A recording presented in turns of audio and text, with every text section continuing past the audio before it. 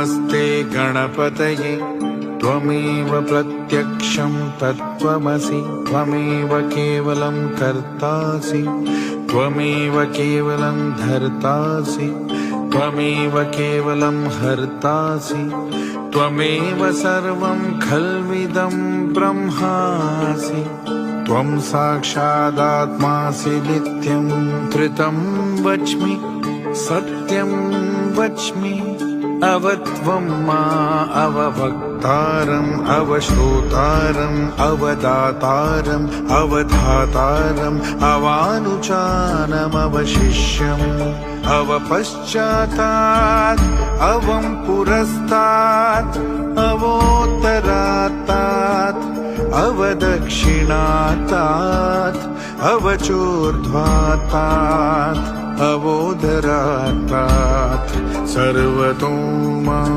पाहि पाहि समन्तात् त्वं वाङ्मयस्त्वं चिन्मयः त्वमानन्दमयस्त्वं ब्रह्ममयः त्वं सच्चिदानन्दाद्वितीयोऽसि त्वं प्रत्यक्षं ब्रह्मासि त्वं ज्ञानमयो विज्ञानमयोऽसि सर्वं जगदिदं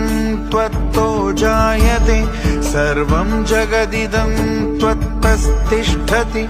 सर्वं जगदिदं त्वयि लयमेष्यति सर्वं जगदिदं त्वयि प्रत्येति त्वं भूमिरापो नलो निलो नभः त्वं चत्वारि वाक्पदानि त्वं गुणत्रयातीतः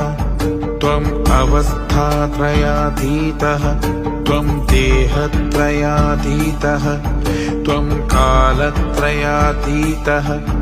त्वं मूलाधारस्थितोऽसि नित्यं त्वं शक्तित्रयात्मकः त्वं योगिनो ध्यानन्ति नित्यं त्वं ब्रह्मा त्वं विष्णुस्त्वं रुद्रस्त्वम् इन्द्रस्त्वम् अग्निस्त्वं वायुस्त्वं सूर्यस्त्वं चन्द्रमास्त्वं ब्रह्मा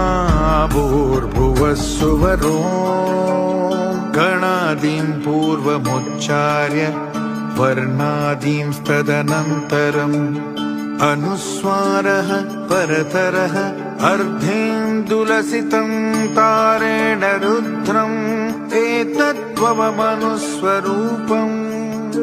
गकारः पूर्वरूपम् अकारो मध्यम